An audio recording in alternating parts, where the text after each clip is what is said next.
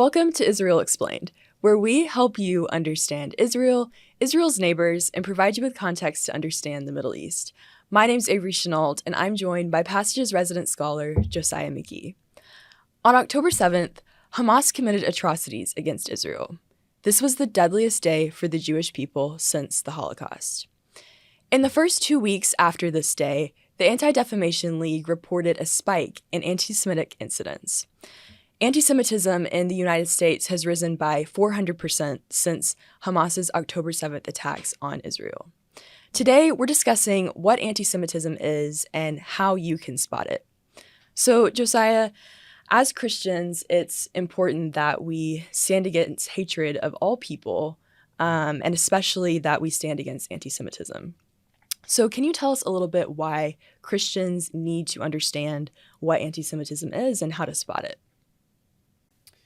Yeah, I think there's obviously, as you mentioned, a broad variety of different forms of hate that we encounter in the world today, unfortunately. But there is something that seems fairly unique about anti-Semitism and the role that it plays in our society. Mm-hmm. So I'll give you a couple examples. One, it's almost like this universal hobby.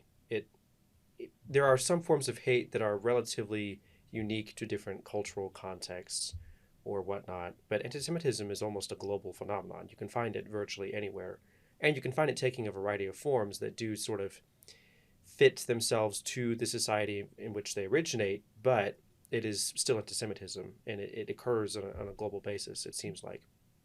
So that's pretty interesting.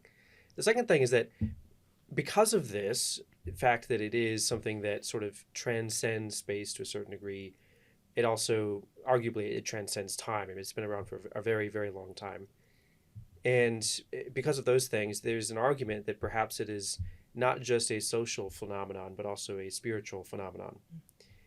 And if that's true, if there is something more sinister about anti-Semitism, perhaps some spiritual darkness that is at work behind it, then as Christians, I think it's very important we understand this. One, because we are perhaps uniquely able to understand it if there is a spiritual component to it.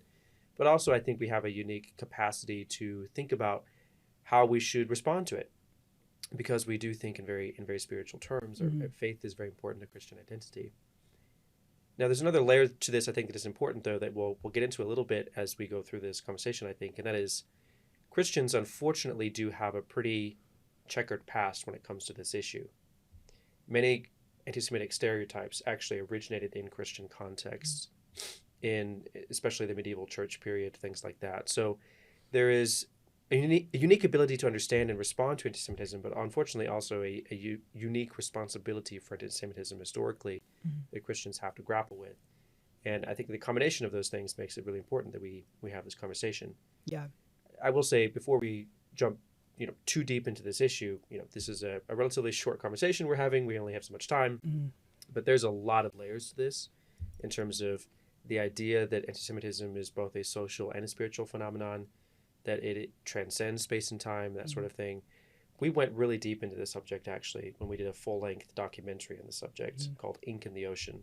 So I would highly encourage all of our viewers, if you really want to know what that means, what we're talking about, some of those different layers, go watch that film. I think it would really help quite a bit and sort of unpack some of those ideas. Yeah, definitely. Definitely take time to watch that documentary because it's very insightful for sure. So today we're going to get into a little bit of the history surrounding anti-Semitism. And unfortunately, there is quite a long history and a very complex history. But before we get into some of the history behind anti-Semitism, can you define for us what anti-Semitism is? Yeah, so I'm just going to read a definition because depending on who you ask, you're going to get a lot of different answers to that question. It's sort of hard to find a standard definition. There is one that in the past few years has become a little bit more standard, so to speak, and that's from the International Holocaust Remembrance Alliance. So I'll just read that and then sort of explain why it still is a little bit controversial in a moment. But what it says is, quote, "Antisemitism is a certain perception of Jews which may be expressed as hatred toward Jews. Rhetorical and physical manifestations of antisemitism are directed toward Jewish or non-Jewish individuals and their property, toward Jewish community institutions and religious facilities." And what you're going to pick up on, I think, this definition is repeated reference of this is a very specific form of hatred directed towards the Jewish people Mhm. or anything that represents the Jewish people. So that's, I think fairly obvious looking at this definition. What makes it stand apart from other forms of hate? It's obviously a unique hatred directed toward the Jewish people. What makes it a bit controversial is because it outlines the fact that it can be directed not just toward Jewish individuals, but also facilities or institutions or whatnot that represent the Jewish people. It does seem to sort of draw this connection or this link between anti-Zionism and anti-Semitism. If you want to know more about Zionism, we also have another video that our viewers can watch on that subject. But that makes it pretty controversial for critics of Israel, who would argue that that connection shouldn't be made between anti-Zionism and anti-Semitism. And you can have some pretty heated conversations about that. I would argue anti-Zionism is anti-Semitism, and again, we can get into that more later or in other videos. But I'll just close this comments about the definition by saying, despite these controversies, it is growing in popularity. So it's become widely adopted by many countries, including the U.S. We formally recognize this. Our Department of State recognizes this as an official definition. So it's becoming sort of the standard, even despite the criticisms and the controversy. Well, thank you for that. It's definitely important to understand the definition of what we're discussing today. So, you've touched on a little bit briefly about Christians being involved in anti Semitism historically, and unfortunately, even to this present day. Mhm. So, can you provide us some examples of Christian anti Semitism in the past? Yeah, so there is a lot of history.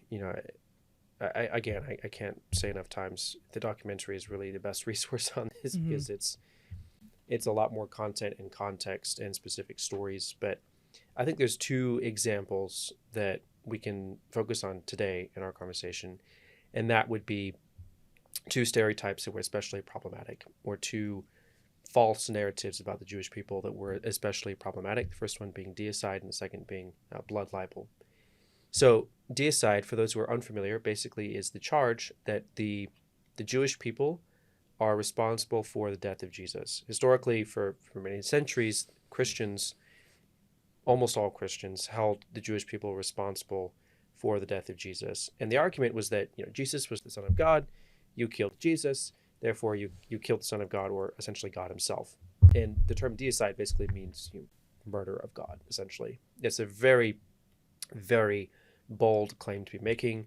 It's a very drastic claim to be making, because what it does is it basically casts the Jewish people not just as people who've done something horribly wrong, but people who've done something that is so wrong and so evil that it is irredeemable, that the Jewish people are just lost, that they cannot be redeemed. They are pure evil. There's nothing good about them any longer. And it's a very, what's the word, exhaustive claim to be making. It doesn't leave room for any margin for good to be found in the Jewish people or anything redeemable. And it means that they can't be trusted. You have to be highly suspicious of the Jewish people. So Christians were for many centuries very suspicious of the Jewish people, constantly assuming that they had some sort of nefarious intent, that they were up to no good, that they needed to be stopped or contained in some way. And it really did a lot of damage. It led to a lot of religious persecution. It led to a lot of political persecution of the Jewish people during especially the medieval period, and various inquisitions, for example. There are other issues related to the inquisitions, but this was really a very core element of what sort of defines the relationship between Christians and Jews, was this idea that Christians are good, Jews are bad because they killed Jesus. The problem with this narrative is a couple of things. One, it ignores the fact that realistically, the Romans killed Jesus. The Jews didn't physically kill Jesus, even if this claim makes it seem that way or makes it sound that way. But the people who actually executed Jesus were not the Jews. They were the Roman authorities during that time period. It's true that some Jewish individuals tried to have him killed, or they encouraged the Romans to execute Jesus, but it ignores the fact that there were many Jewish people who did not want that. It basically casts the entirety of the Jewish people as wanting this to happen, and that's just obviously not true, because the majority of Jesus' followers were actually Jewish people. Jesus himself was Jewish, the majority of his disciples were Jewish, and arguing that all of the Jews wanted to kill Jesus is just not true. It's just false. That fact, unfortunately, was overlooked, and what it did was both lie about the Jewish people of Jesus' day, but it was also used as a way to argue that every Jew for the rest of history was going to share the responsibility for the death of Jesus, which is just not fair. And it, again, it was a false narrative that was unfortunately based on lies that were should have been very easy to disprove, but were not disproven and therefore led to a lot of pain and suffering on the part of the Jewish people at the hands of Christians for many, many years. The second stereotype or false narrative that also led to a lot of conflict, a lot of pain and suffering, was the idea of a blood libel. So throughout church history, and again, especially during the medieval period, this was true, Jews were often typecast as something like a vampire. And honestly, if you look into some literature about where does this mythology of vampires originate, there's some pretty scary stuff in terms of where we get some of these ideas about different mythological creatures that are cast as dark, or today we maybe are a little bit less likely to cast vampires. Vampire Diaries. It's not quite the same thing. We've shifted our view of vampires, but originally there was there's something dark and sinister about the idea of a vampire or other mythological creatures that were drawn towards or attracted to blood. And a lot of those myths were ways of convincing people to be scared of different groups, including the Jewish people. So there's something that's pretty sinister about this idea that for many years, Christians assumed that the Jews were inherently bloodthirsty. And the way that manifested itself in artwork or in specific stories that were told to children was, beware the Jews, because the Jews are the people that will kidnap Christian children, string them up, kill them, drain their blood, and then use it to make matzah balls for soup or for Passover, whatever. Horrible narratives. I mean, the kind of stuff of nightmares. You imagine telling a Christian child this, and what are they going to do? They're going to run terrified from any Jew that they ever come across in the street because they don't want to be strung up and drained of their blood. I don't mean to be too graphic, but these are the kinds of things that were actually being openly discussed or depicted in artwork during the medieval period. And it just reinforced this idea that the Jews are purely evil. They are capable of the worst atrocities. They are not capable of anything other than the worst atrocities, and therefore they are irredeemable, and you're to avoid them at all costs, which led to their isolation. It led to their persecution, religiously and politically, and in many cases to physical harm done to the Jewish people. Wow, it is very shocking to hear about this kind of hatred and the way that it manifested back then. But you've mentioned that a lot of these stereotypes are resurfacing today. So can you give us an example of how these stereotypes are resurfacing, but particularly in connection to Israel?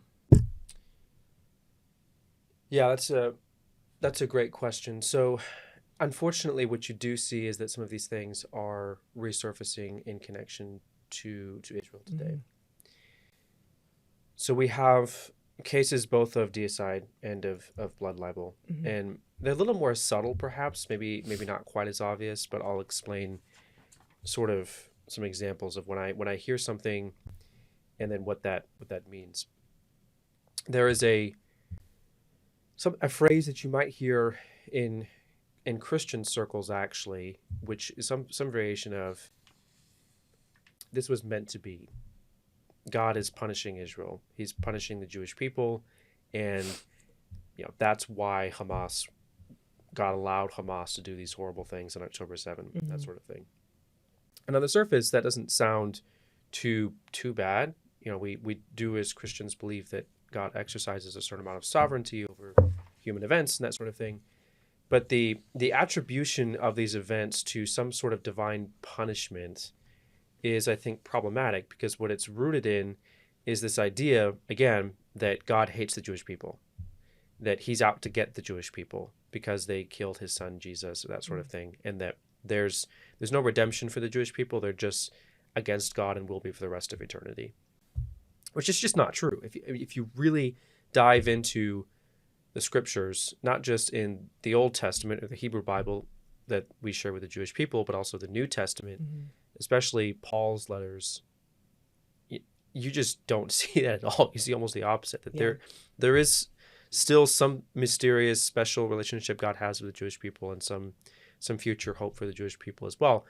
So that's very problematic. Again, it doesn't sound too bad on the surface, but when you think about it, it's a challenge, because what it's implying is that the Jewish people deserve this somehow, and they don't deserve anything else except to suffer, to be murdered, plundered, that sort of thing. And it's a bit of an issue. I think it also, to a certain degree, is important to note that it directly contradicts the argument that there is not some sort of connection between anti-Semitism and anti-Zionism. Because if you're arguing that the Jewish state deserves some sort of obliteration because of something that the Jewish people may or may not have done many, many years before, then you are intrinsically tying the two together, both the Jewish state of Israel and the Jewish people. And that means that any sort of hatred directed towards the state itself, the Jewish state, as a representative of the Jewish people, is a form of hatred against the Jewish people themselves. So this really, I think, is one example that just directly contradicts the argument that there's no connection between anti-Zionism and anti-Semitism, because you are tying the two together, the Jewish people historically and the Jewish state of Israel in that respect. The second issue that I think does come up fairly frequently and is a problem, frankly, there's no other way to put it, is that there's this idea of blood libel again, that just like the Jewish people were accused of being inherently bloodthirsty, they couldn't help themselves. They were referred to throughout much of church history as the children of Satan, demons, essentially.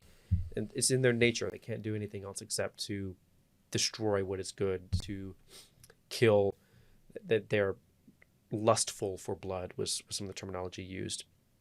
And Israel is frequently accused of something very similar, as being not just prone to, but inherently oriented towards, in its nature, the destruction of life, essentially, of having no interest in the preservation of human life, or especially of preying on children. This is something you see all the time on social media, all these claims about, Israel is intentionally wasting its time and resources killing Palestinian children just for the sport of it.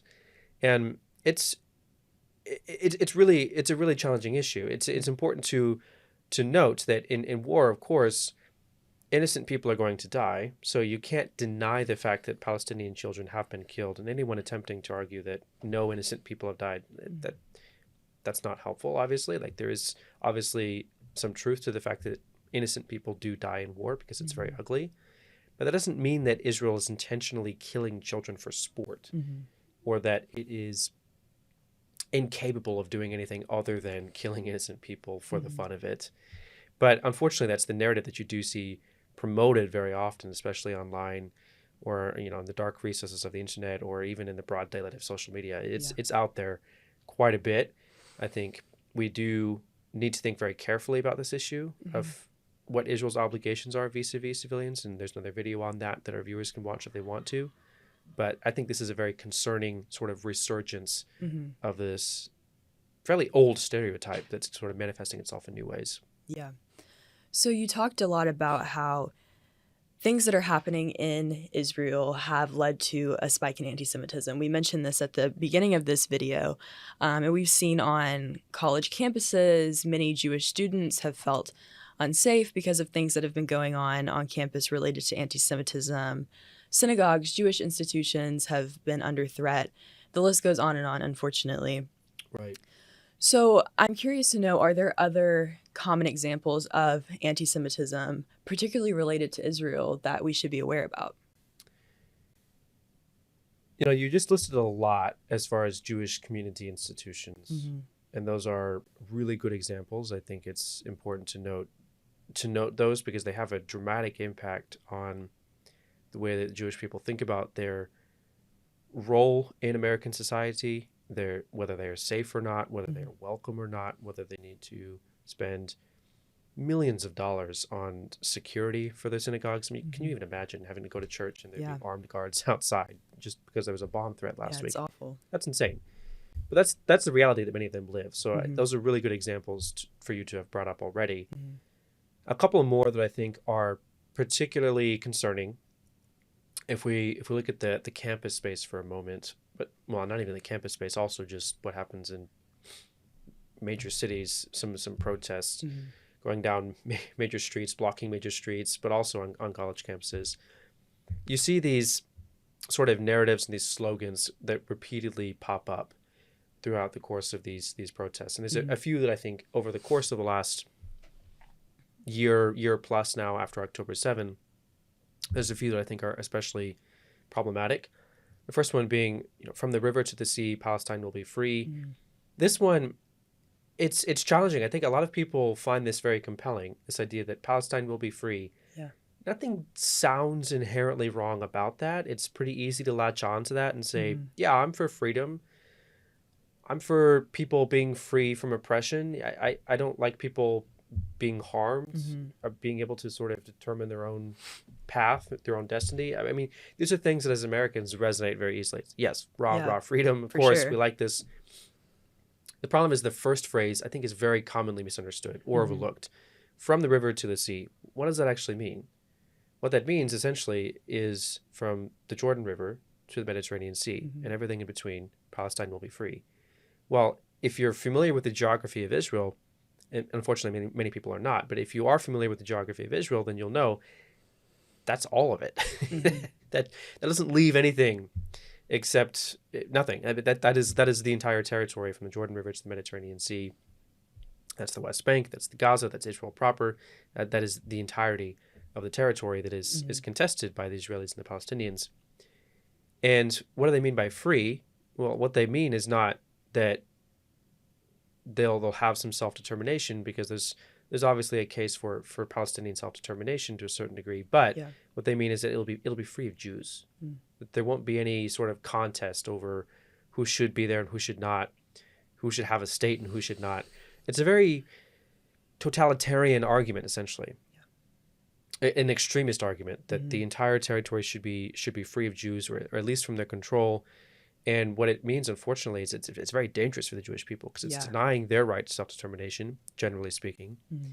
and it doesn't leave them anywhere to go. They would almost certainly have to be forced to leave. So it's a statement that is essentially a call for ethnic cleansing, Mhm. which is just dangerous rhetoric. Yeah, Again, absolutely. it doesn't. If you just focus on the word free, it doesn't necessarily sound that way. But if you read the entire Yeah. statement, it's a call for ethnic cleansing. It's Mm. it's it's very serious language. The second thing I think that I've heard at a lot of protests that is very concerning is this idea of globalize the intifada. What does that mean? Mhm. Intifada. Intifada is a word that means to resist, to throw off an oppressor, that sort of thing. Mhm. And in many cases, especially in very progressive political circles, this idea is going to resonate very Mhm. easily. Not just that the Palestinians should overthrow their oppressors, but that everyone should overthrow the elites or their Mhm. oppressors, or whoever is holding them down, that sort of thing. And unfortunately, it's been hijacked in many cases by other political movements, Mhm. essentially this phrase, in order to gain support for whatever cause they're also trying to promote themselves. But people who use that phrase or sort of Mhm. jump on the bandwagon and say, yes, let's globalize the intifada or the resistance, Mhm. what they don't really understand is that in a Palestinian context, that has often meant violence. Yeah. It's not just the idea of we should go out and protest, we should advocate for change, we should make the world a better place. It's no, we should engage in violence. We should engage in many cases, especially the second intifada in the 2000s, terrorism. The intifada was defined in large part by suicide bombing campaigns. And so when you say globalize the intifada, what you mean is like, let's globalize the use of terrorism for our cause or our purpose. It's very dangerous. It's very extremist language, but people don't often recognize exactly what's being said Mhm. at some of these protests. Just a couple more examples. There are things we hear all the time, like Zionist not welcome. Mhm. What's a Zionist? A Zionist is a Jew, essentially. That's what they mean. It's code for Jews. In many cases, Jewish students, regardless of whether they're Israeli or not, Mhm. have been physically barred from public spaces or parts of different campuses at major universities. Mhm. There's a case on a subway in New York City. Horrifying example where some protesters get on the subway and they basically said, okay, is anyone here a Zionist? This is your chance to get out. Mhm. And they basically offered anyone who wanted to claim any sort of Jewish identity and opportunity to get off the subway before, who knows what would have happened to them. These are just horrible things. Yeah. And it's hard to imagine this happening in America, this sort of normalization of very violent language, insightful language.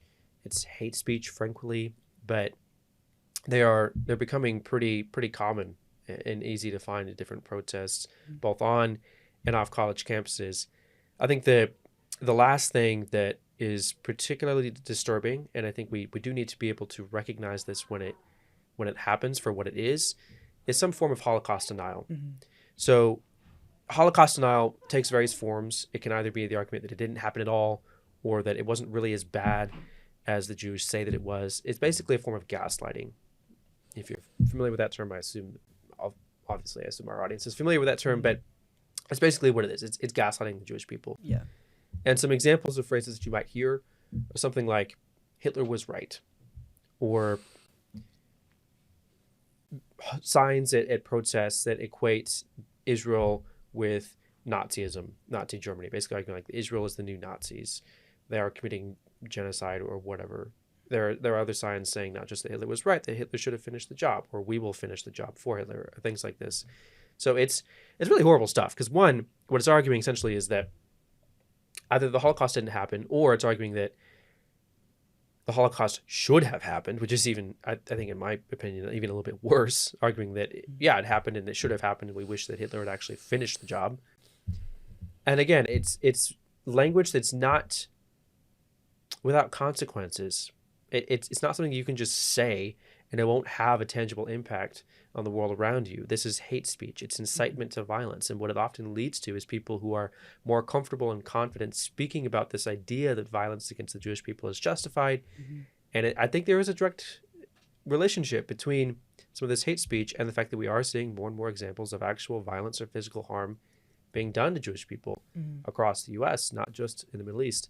So again, just really important, I think, to pause and think for a moment when we hear some of these things at protests. What does it actually mean? What are the implications? And what are the consequences? What's someone going to think is okay, or what are they going to think they can do if they adopt this type of thinking? Yeah. These are very serious examples. The fact that it's common for people on campus and in other spaces to be chanting globalize the Antifada it's very serious. And as Christians, it's really important that we are taking a stand against this kind of hatred and violence. So I'm curious your thoughts on, as Christians, how are we supposed to respond to the anti-Semitism that's around us today? It's a long topic of conversation. We could talk for a very long time about that, because I think it depends on your context and your circles of influence, your community, proximity to the Jewish community, certainly. Some broad principles I think that are good for us to keep in mind are, one, the Bible teaches us that we are the spiritual descendants of the Jewish people. And contrary to much of what Christians believed for many years about the Jewish people being evil, irredeemable, demonic even, that's just not really true. Like, the Bible teaches us that they still have some sort of special, although it's maybe hard for us to understand, it's a bit mysterious. They do have some sort of special relationship with God still, and we are their spiritual descendants. So Paul is very clear about this in Romans. He says we are to honor and respect the Jewish people, because it's as if we are grafted into the olive tree and they are the roots that support us, not the other way around. And he argues basically, don't look down on them. Don't be condescending. Don't be arrogant, but honor and respect the Jewish people for who they are.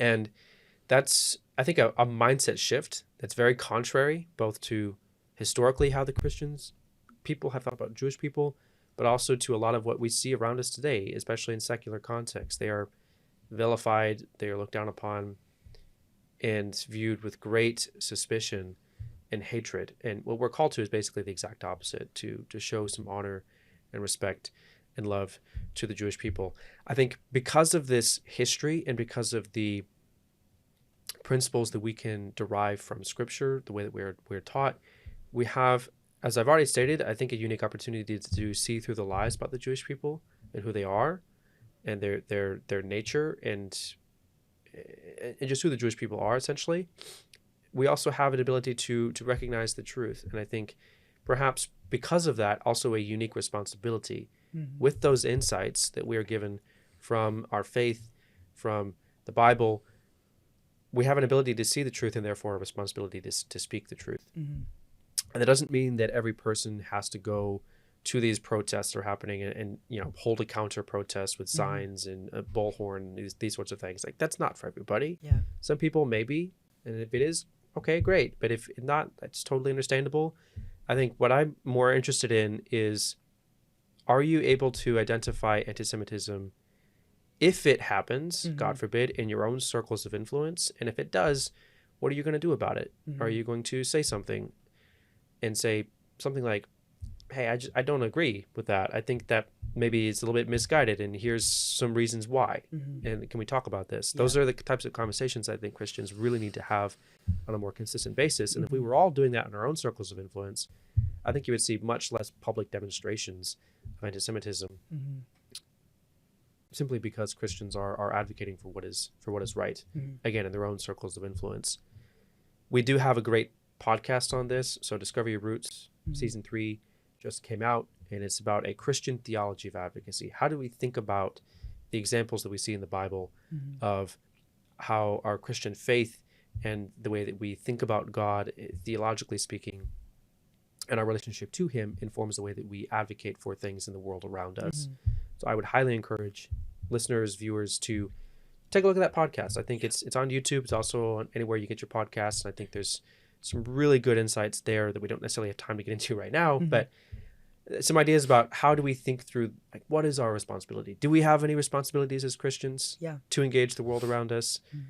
And what are those responsibilities? What do they look like? How do we do that? So we definitely encourage people to, if you're interested, dive into that a little bit more. For sure, for sure. I love what you said about Christians having a unique positioning and taking a stand against anti-Semitism because of our shared values, our shared biblical book, the Old Testament, and among many, many other reasons.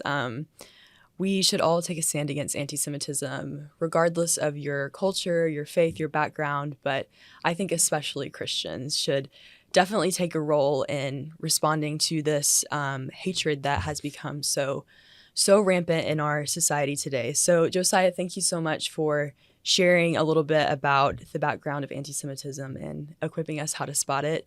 And to our viewers, thank you so much for taking the time today to watch this episode. If you have any more questions about anti-Semitism, how to spot it, if you're looking for more resources or want to learn more, definitely check out the description in the link below. You can find links to other videos that might be helpful, a link to our Discover Your Roots podcast that Josiah just mentioned, as well as a link to Ink in the Ocean, which is Passage's documentary about anti-Semitism, which has a lot of really wonderful resources you can check out there. Also, feel free to follow us on Instagram for more content related to Israel. And if you have any questions about anything that was discussed in today's episode, be sure to leave a comment below and we'd be happy to respond to your comment and answer your question. Thank you so much for watching and stay tuned for more.